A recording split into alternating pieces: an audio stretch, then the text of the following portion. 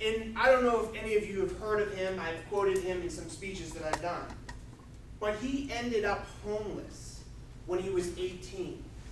His dad died of cancer, and his mom died in a car accident. Andy spent most of his time after their passing living underneath a pier in Mississippi.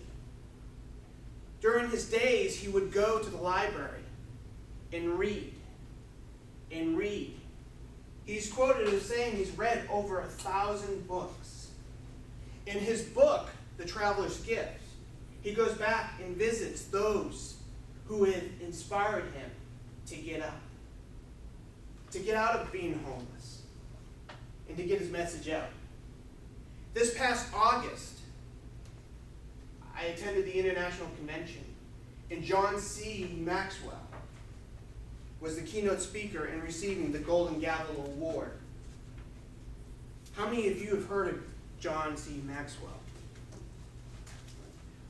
John C. Maxwell obviously is an incredible writer and a leader. He talks about working on the things that you are good at. Never mind the things that you're not good at.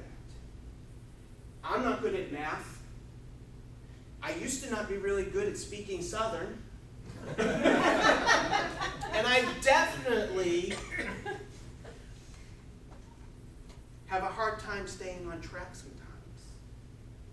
So this speaker's tip is about working on the things that inspire you, that want to make you connect, as well as the things that, well, maybe I need to put those aside. The things that we might not be good at. So to begin, I have my wife do the math. I let her handle the bills. I've learned that I cannot balance a checkbook to save my life. I've tried many, many times. The things that I've realized that I'm really good at is connecting with people. Finding what's good, or maybe a skill, or something that they didn't really think they had. An example that I can give you to this was Nancy Johnson. Nancy came to me, said, I really want to take my Toastmasters career to the next level. I said, well, I have a job for you, a very important job. How about being a spring conference co-chair? She thought about it. She decided to do it. This past year, she was laid off from Duke. And the experience that she gained from planning the conference, she's actually been able to apply to receive her project or to apply for her project management test.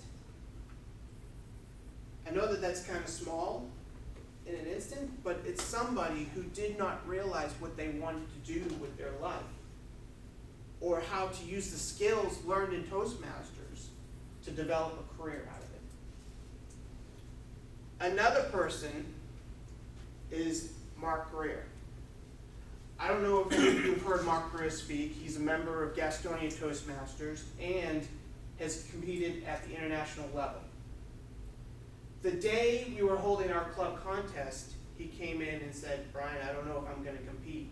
And I looked at him and I said, Mark, you're all we have. You're the only one who said that they would. That inspiration, that push, that connection rose him to make it all the way to Las Vegas and represent District 37 at the International Convention 2 years ago.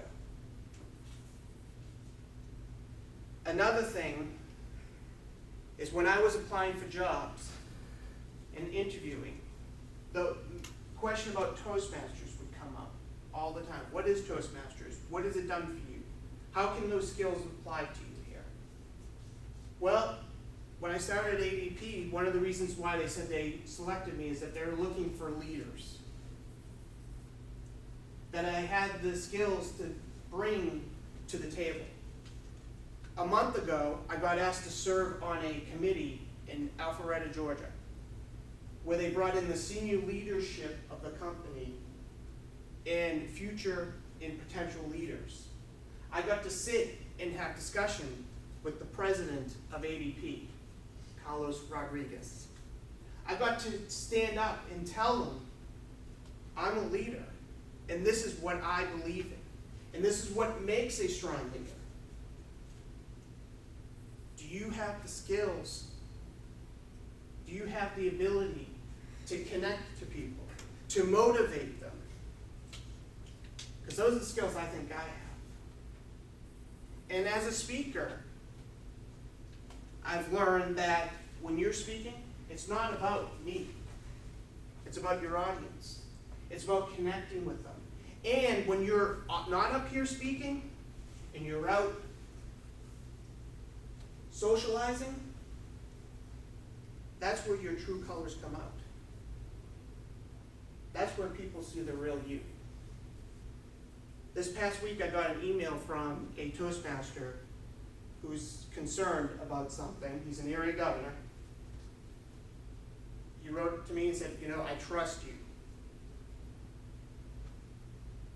I was kind of floored by this. I mean, not floored in a bad way, but floored in a good way. And what I mean by this is that he trusted me to share something very personal that he had experienced in Toastmasters. His father had passed away a couple weeks ago, and he couldn't hold his contest. And he felt like he was being harassed by people. And asked me to see if there's anything I can do. This is somebody I've maybe had 4 conversations with. And to me, that's what speaking is about. You might get an email from somebody a year from now saying, hey, you remember when you spoke about that? Or, I know you were the leader last year. Or, I know you did this. They might reach out to you. And to me, that's a skill that a speaker should have. Mr. Toastmaster.